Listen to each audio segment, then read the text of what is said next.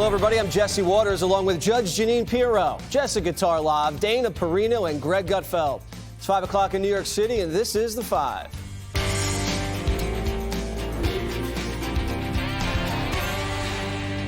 Donald Trump scorching Kamala Harris on the campaign trail while working his charm directly with the voters. The former president making one of his classic retail pit stops at a grocery store in Pennsylvania, buying a big old bag of popcorn and helping out a mom fight the scourge of Kamala inflation by slipping her 100. Trump then lighting up VP Harris on the economy while out in Georgia. Watch. We will have, ready, no tax on tips. No tax on overtime. The word tariff, properly used, is a beautiful word. Under my leadership, we are going to take other countries' jobs. By contrast, listen to the deal, Kamala Harris. Have you heard of her?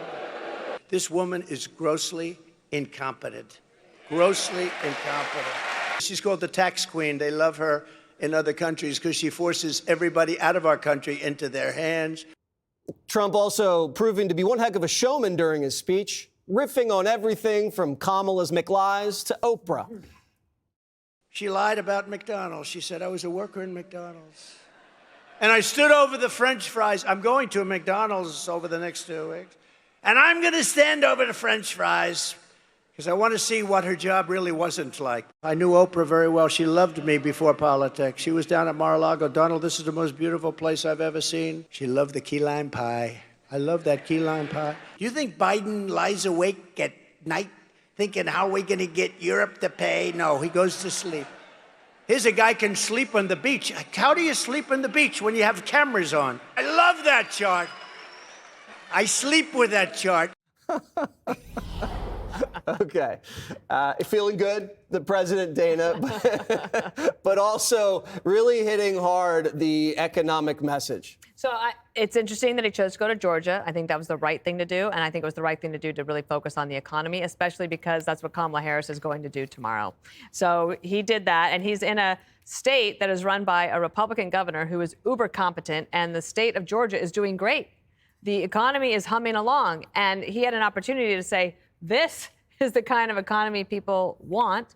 And you get more of that with the conservative than you do with the liberal. So your dollar goes further. He made some bad headlines in August, right? Remember, he went after the very popular Governor Kemp. Then they had to make up. And Kemp wasn't at the event today. That's fine. But Kemp's operation in the state is really, really good. So and Kemp has said, I'm on board.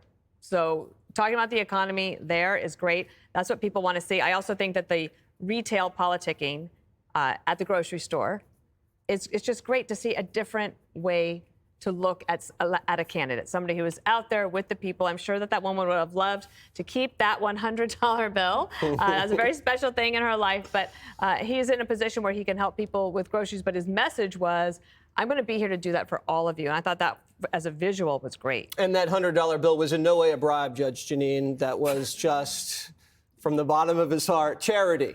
That's Donald Trump being Donald Trump. I mean, you know, he does that all the time. After dinner, he'll go into a kitchen and say hello to everybody in the kitchen, and they're all stunned. And he's taking pictures and, you know, giving them. He does a lot of things that people don't realize he does. And he is a showman. There's no question. But there is also another side of him that a lot of people haven't seen.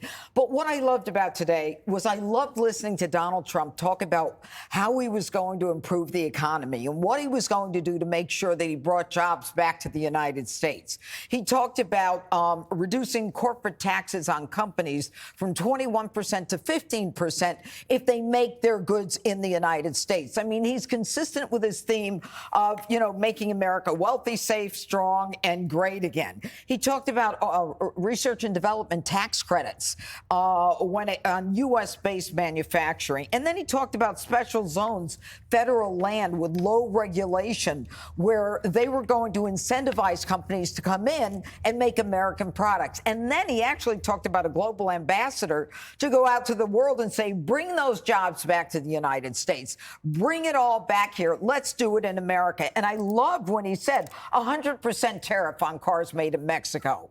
If you want someone who is going to do what a Democrat president has not been able to do, and that is improve the economy, it was only when Trump was in office that we had the consumer confidence and the animal instincts that go with the consumer confidence. Kamala Harris can't even answer whether we're better off now than we were 4 years ago. And all this nonsense of, oh, I'm going to do price fixing. Like, you know what? You know why that infuriates me? Because if she's concerned about the American person like Donald Trump is at the bodega or with the construction workers at 6 a.m. before the trial or wherever he went in Chick-fil-A, you know, if she were concerned, she would start working on it right now. If the big corporations, Kamala, are making it impossible for Americans to pay for food that they have to pay with credit cards and they're living paycheck to paycheck, then why don't you put it into effect right now? Why don't you do something and prosecute them? Because she doesn't care. She only cares if you vote for her, and she'll never do it if you do. Jessica Tarloff. Well, she has done it. So since she announced this antitrust enforcement, she never once said price fixing. She never said price controls. Price gouging. That is not the same thing as saying, I'm going to implement price controls. Kroger dropped their prices. Walmart dropped their prices. It was effective in doing it. Really? And the economy is dramatically better under the Biden-Harris administration. We now have a soft landing coming. We were able to get a 50 basis point cut because of it. We have Dow 42K. And I get it. The retail politicking, I can see the charm of it. I can see how exciting it would be if Donald Trump walked into the kitchen that I was working at or the bodega that I was working at. But the American people are seeing through it, and it's being reflected in who they think is best suited to handle the economy. Donald Trump's lead on the economy is getting slashed in every survey that comes out. In the NBC poll, he's only up 9. He used to be up 13 points higher than that. In the CBS poll, up 6. The Fox poll, up 5. Tied in the FT poll and Morning Consult. We know that his policies will be more inflationary. He's going to add something like $5.8 trillion to the deficit. Kamala only $1.2 trillion. And when he continues to say, well, I'm going to do these things. I'm going to have the cost of energy. No plan to do it. The tariffs, that is not good economic policy. This is going to add a 20% tariff to some goods. That's not just something that you throw around. That's something that could be devastating for the American economy. And so you can rail about her, you can call her incompetent, and frankly, it's been shown as well that people do not take well to him standing up there and continually insulting her in that tone. But people are hearing what she's saying about her plans, the progress we've made, and what she's going to continue to do, and that's why his edge is being decreased every time a new survey comes out. Okay. It is funny to hear Jessica talk about how Trump's plans are going to bring so much inflation where he had no inflation these 4 years. None. I think remember, the Harris campaign is based on just getting these people to vote. They don't have to offer any specifics. The act itself is the vote. Tariffs, by the way, they aren't a blanket tool. You use it on companies in countries where the government helps subsidize the company, so you can match that. You don't do it across the board. You pick specific companies where we compete with that company, and if they are subsidized, you go for them. The retail politicking, Trump 101. Super comfortable, charming, and real. Harris is a walking bag of social anxiety. It's like comparing a Navy SEAL to a real SEAL. And I do think Trump needs to do more of this stuff. He's unmatched. He can charm Joy Behar off a food truck. I like, you saw him. Compare my show to when Kamala was on on Oprah. It was a disaster. I think that modern Democrats, and I'm not including people like even Obama or Bill Clinton, modern Democrats have a real problem acting like a human being.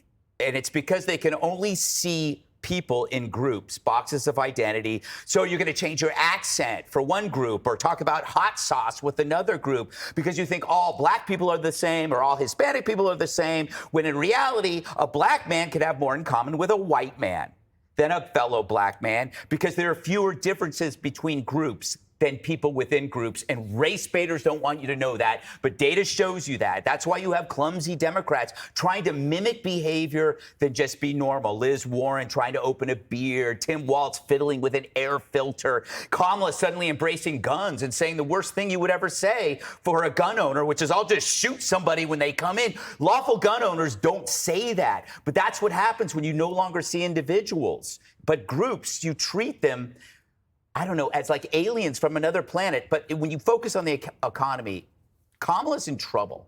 She can't talk about an economy. It's like, imagine if the Knack could never play My Sharona, or Leonard Skinner could never play Freebird, or Kaja Gugu, Dana, never playing Too Shy. Kaja who?